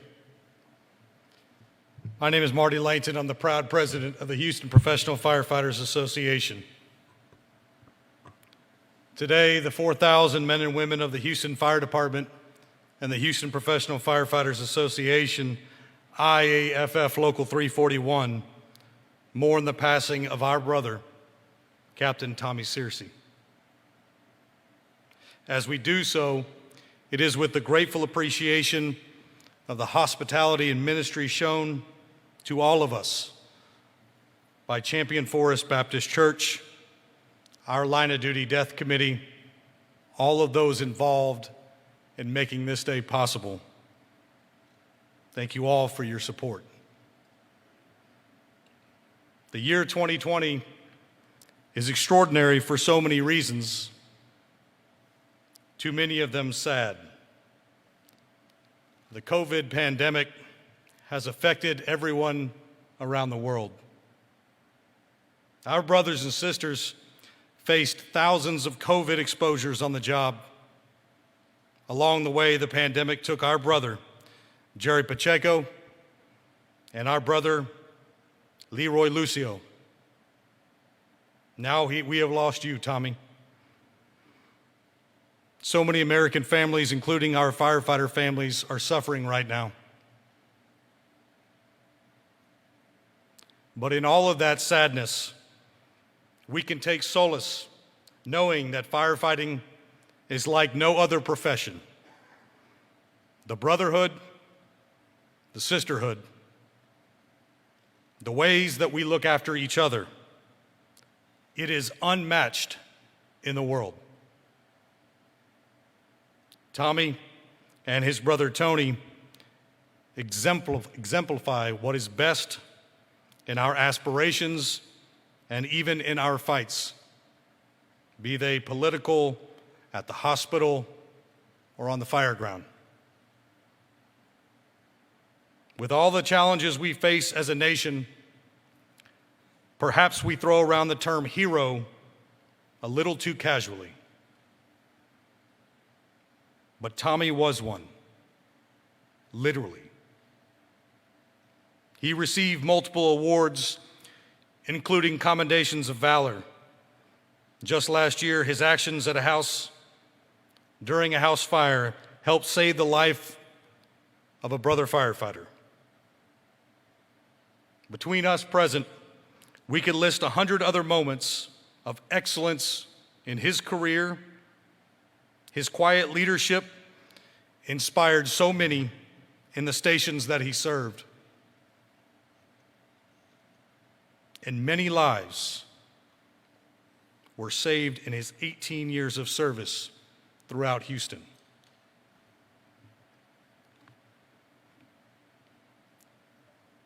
Tommy was a good example that the fire service still serves as one of the greatest equalizers in society today. No matter where you grew up, what your beliefs are, or your individual differences, we respond as firefighters to everyone the same. When the alarm rings, we respond to the citizens in their greatest time of need every time. And this motivates us as firefighters to keep moving forward, so the people we serve can get the best of our collective skills, compassion, and values. No questions asked. In good times and bad, Tommy was the right type of hero, girls. He was universally respected for his honor, for his pride, and for his respective traditions within the fire service.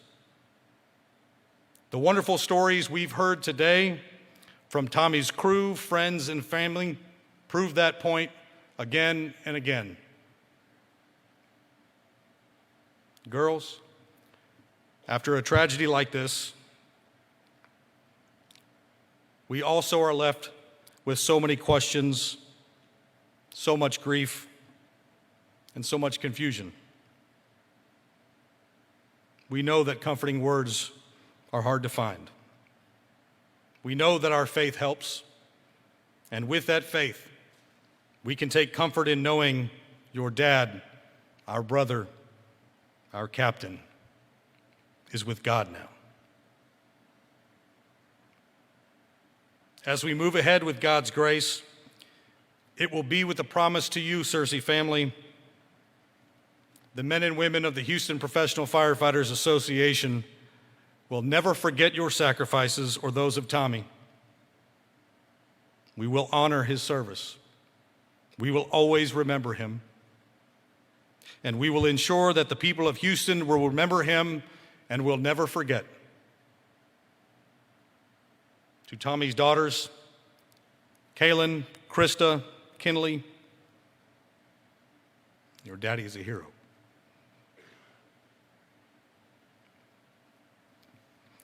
Never forget that. We will honor him, and we will never forget his sacrifices or yours. To the Searcy family, please know that we will be here for you forever. As we move forward, we also will strive to maintain the best of HFD's legacies and traditions, and our bonds to each other can never be broken.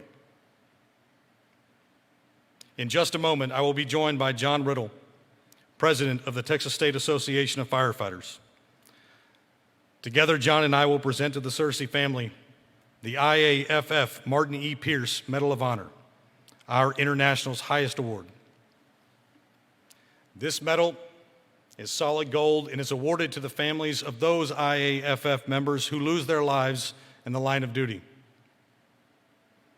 The medal features the IAFF logo flanked by oak leaf clusters and bears the words dedication, honor, and sacrifice. The reverse side of the medal will bear the name of our brother, Tommy Searcy.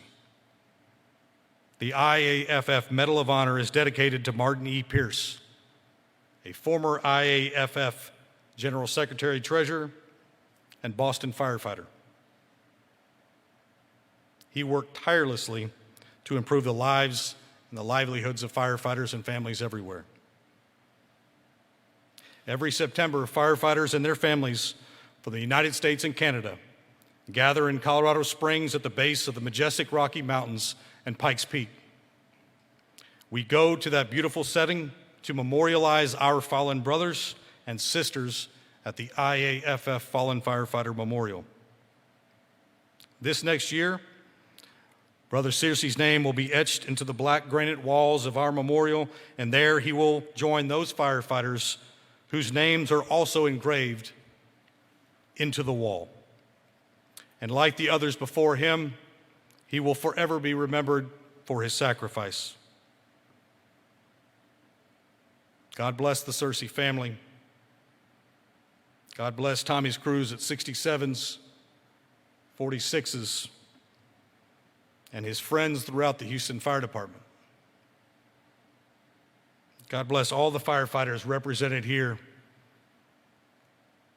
Westfield, Aldine, too many to count. God bless the firefighters around the state and the nation watching, who are all here to support this family.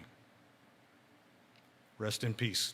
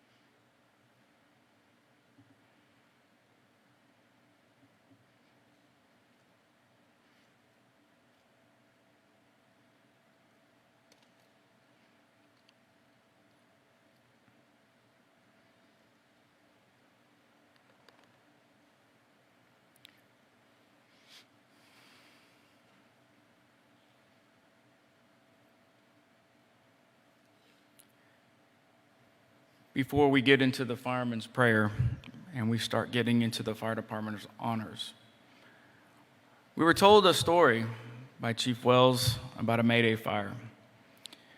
I'd like to recognize the command staff Chief Pena, for expediting a medal that's going to be presented to the girls at the graveside at his final resting place. That award and medal was pushed back because of COVID and the pandemic. So thank you, administration, command staff, Chief Pena, on expediting that medal for the girls.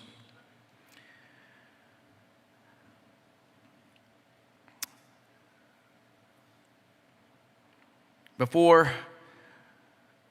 we have our presentations, we have a special guest. We have a special guest and special guest presenter. Presenting the Texas flag from the Texas State Capitol, Philip Grimes, father of Trina Searcy, grandfather of Kaylin, Krista, and Kinley, will present a Texas flag to you girls, his granddaughters.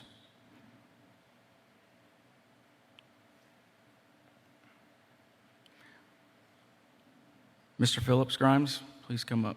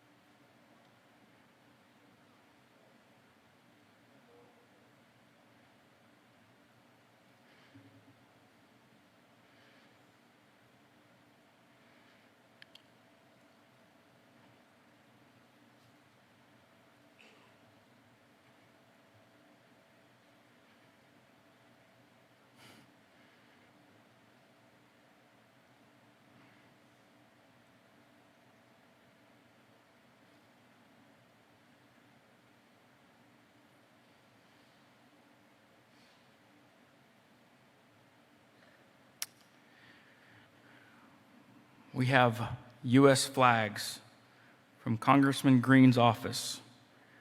Will be presented to Kaylin, Krista, Kinley, and Lisa by Honor Guard members from the Magnolia Fire Department and the Austin Fire Department.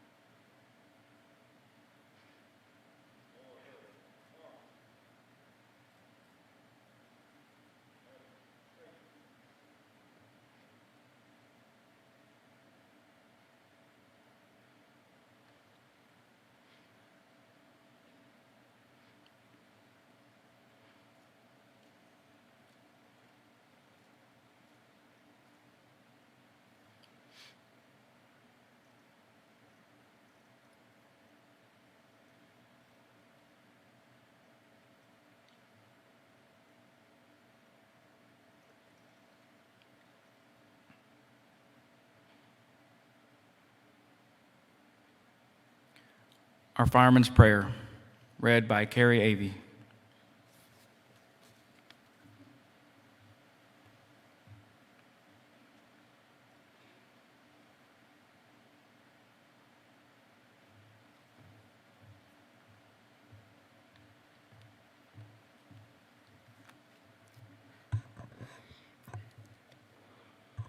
When I am called to duty, God, wherever flames may rage, give me strength to save a life, whatever be its age.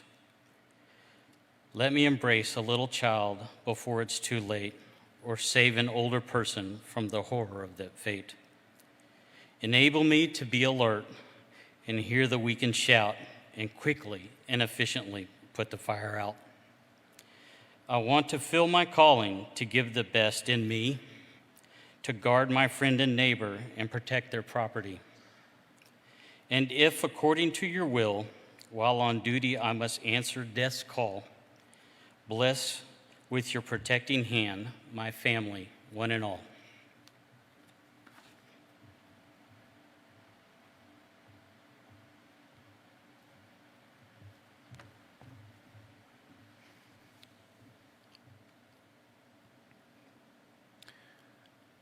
For our closing prayer, Mark Akers, chaplain of the Houston Professional Firefighters Association and chaplain of the Magnolia Fire Department.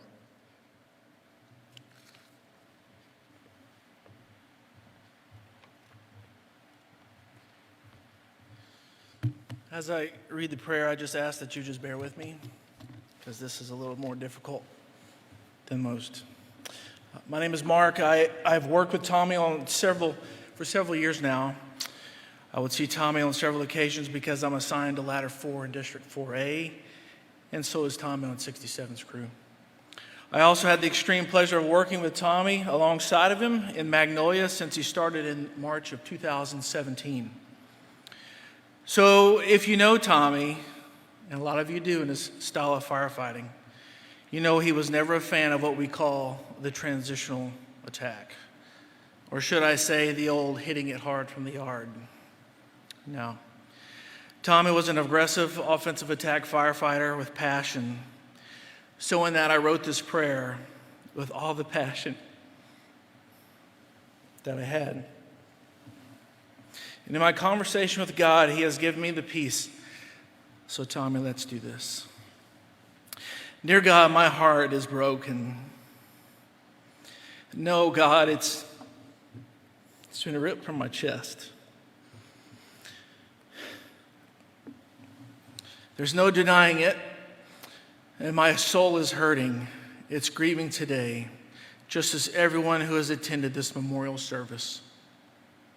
God, I know you see our hearts and have heard our prayers, and I know you too, God, have experienced this pain. But right now, as I pray and I stand before everyone here, I have read through your scriptures and on so many occasions, and I know you give comfort to those who are hurting, but right now it's hard. But I know you have been speaking to us today. In honoring Tommy today and expressing our love of him, I'm reminded of King David of the Old Testament, the one you delivered, God, from Goliath. David, as a young man, he killed Goliath with a sling and a stone. Your word says that David had a best friend, so close, a friend named Jonathan, so close that not even a woman could compare. And at that, I have to say, there are the few guys out there that I know that can accommodate me on this. Am I right, Doug Hodges, Dougie Fresh, as Tommy would like to call you? My buddy Ryan Twyman, Cowboy, and my very own one and only Slender Man, our skinny Kenny Ray Alms. You guys can hold me to this, closer than a woman could compare. As firefighters, we are so very close. The bonds and friendships with Tommy that have been formed by so many of us here are unbreakable. Hearts that have been knitted together in the fabric of brotherhood and soot, just as David and Jonathan's relationship were in friendship. And if there were any firefighters in the Old Testament, it would be them. I know it. But When Jonathan was killed in battle, David was overcome with such grief that it was too much for him to bear. Oh God, we too are like David. This grief is so much for us to bear and comprehend. But I know that the more we grieve is because the more we love. Just as Jonathan battled in life, Tommy, we watched you battle so many fires through the years. I even watched you saving your very own firefighter out of that second-story window. Tuesday, I knelt beside your bed and I cried my eyes out, just as everyone else who was there that day. And as I knelt beside you and held your hand, I thanked you. I thanked you for fighting for yourself, fighting for Kaylin, Krista, and Kinley, and fighting for your brothers Tony and Terry, and fighting for the rest of us here. I saw your battle wounds with my own eyes, and it showed the testament of your fight. And I will forever love and respect you for that, Tommy. So today, we remember you. We remember your spirit, your love of family, the fire service, and your love of us. So God, I pray that you will continue to comfort us in the many months to come. May we not understand your purpose in the mysteries of death, but you will continue to give us your purpose and meaning in this life. And with every breath we take, we remember Tommy, because every breath is precious. But most important, God, we remember your Son, Jesus Christ, that made an unmeasurable sacrifice on that old rugged cross so that if we know him, we too can have eternal life. And God, I pray that as we leave here today, that you will hold Kaylin, Krista, and Kinley in the precious palm of your hand. And that you will continue to bless us all and keep us close to you. Make your face shine brightly upon us in our sorrow. Lift your countenance upon us to face the day and to give us your restful peace. And that through it all, we all continue to remain Searcy strong. In the name of Jesus Christ, I pray. Amen.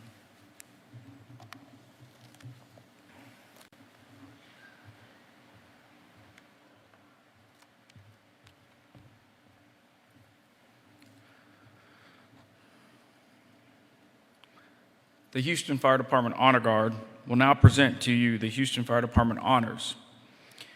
It is an honor to introduce you today Oscar Pedraza, Honor Guard Commander, along with his team of dedicated members, to honor and Tommy.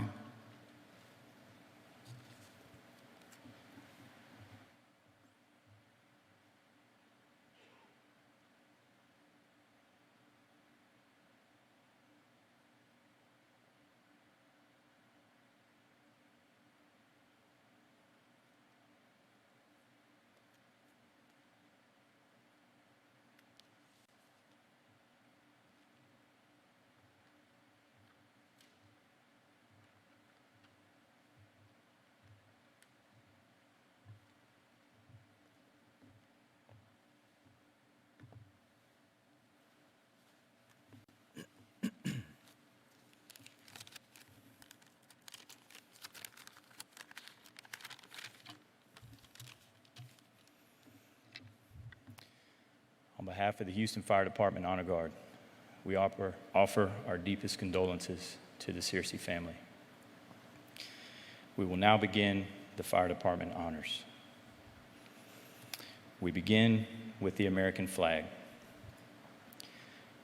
Today, the American flag will be folded by Honor Guard members Jay Dummett, Andre Eusebio, and Michael Lewis.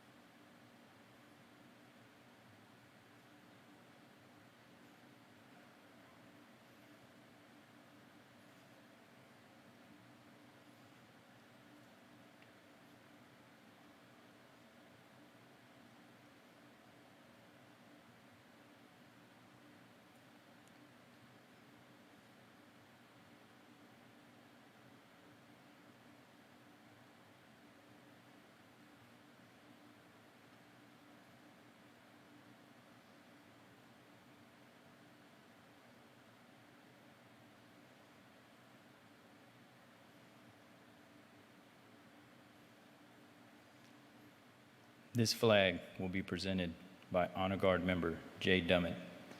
Originally, it was supposed to be presented to Tommy's parents, but since they were unable to attend, it will be presented to his brother Tony.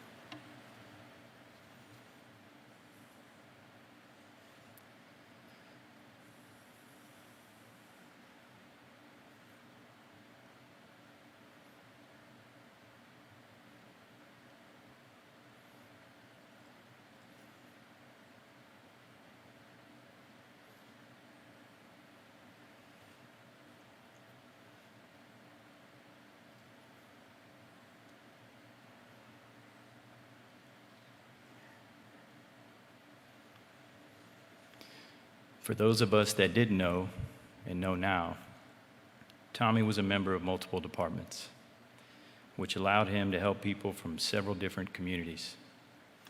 There will be 3 helmets presented today, which basically represent some of those departments that Tommy worked for. The first helmet to be presented today will be the helmet from the Houston Fire Department, which will be presented by Honor Guard member Andre Eusebio to Tommy's daughter, Kinley.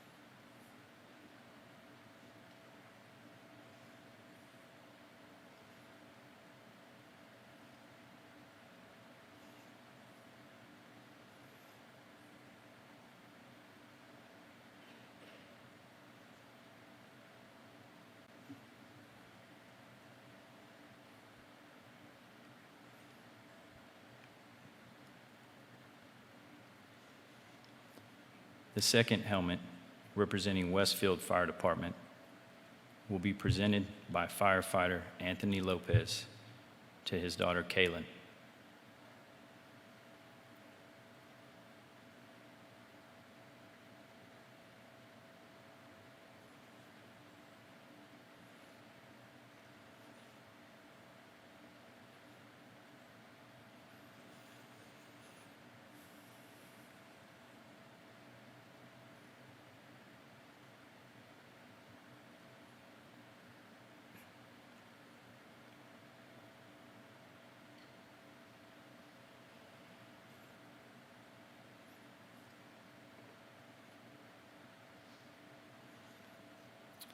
And the third helmet, representing Bel Air Fire Department, will be presented by firefighter Brandon Cano to his daughter, Krista.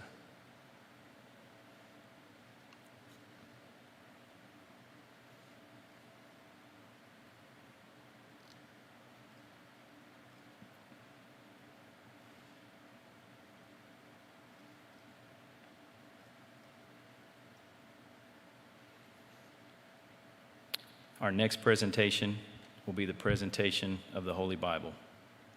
The Bible is provided by our union, Local 341, and will be presented today by our union president, Marty Langton, to Lisa Serta and her family.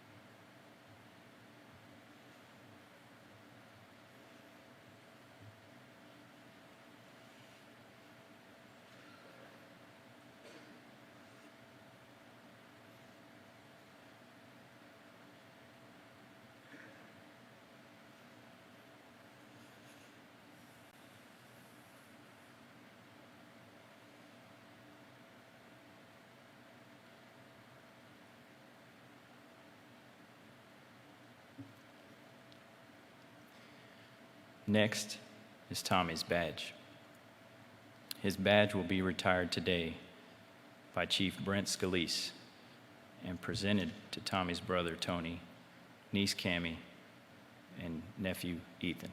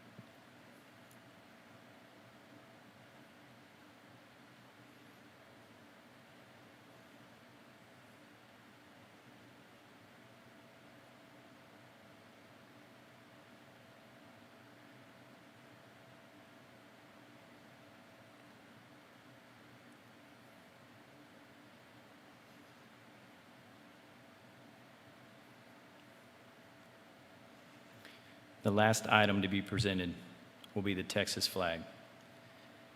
This flag was flown over our pension office for the Houston Fire Department. It would be presented by Assistant Honor Guard Commander Carlos Pasquale to Tommy's brother, Terry Searcy.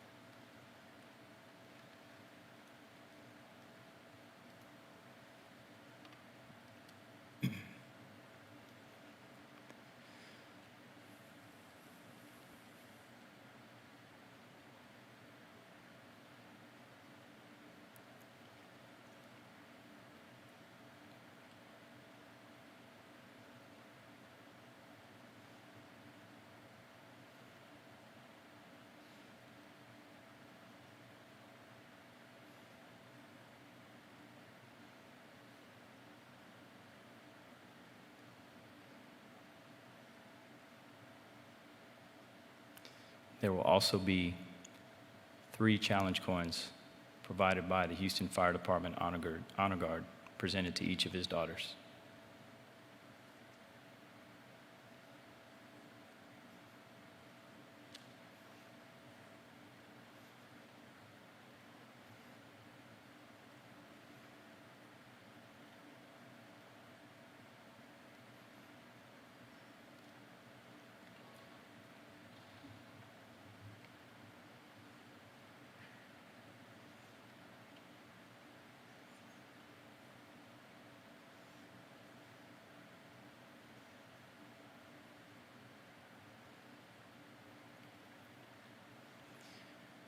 There are many traditions in the fire department, from the showing of uniformed personnel for one of our fallen, to the pipes and drums, as well as the honor guard.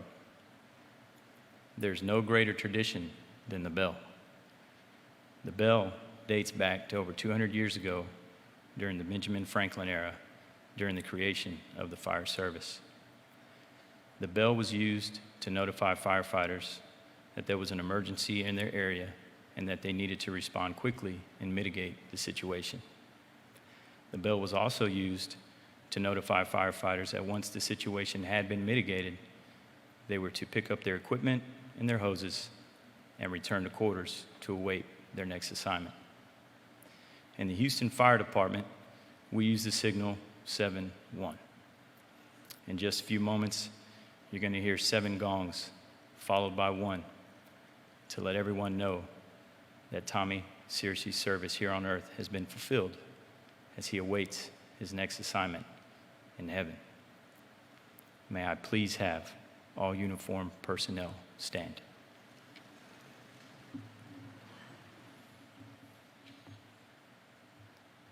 All uniformed personnel, attention. Present arms.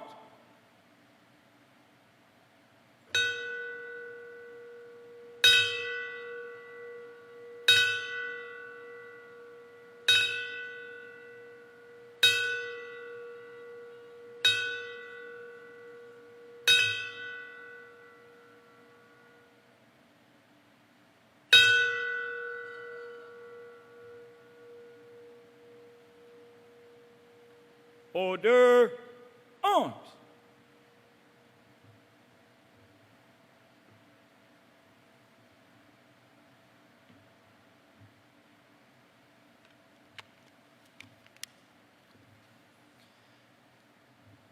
With the use of modern technology, firefighters are able to use handheld radios while on the fire ground. You will now hear a farewell message for Captain Searcy from our OEC. Alpha, Bravo. Honor Guard, Northwest 7. We're ready for the farewell message. Receive.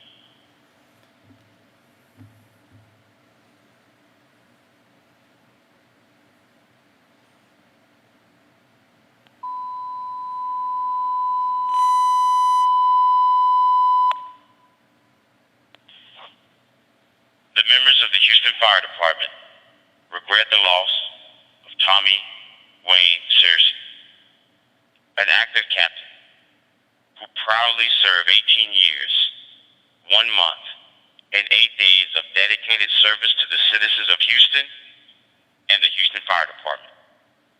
You have committed your life to serving others. Your compassion will truly be missed. Your legacy will live on. Captain Searcy, you were a dedicated member within this department and therefore will be truly missed. Farewell, Tommy.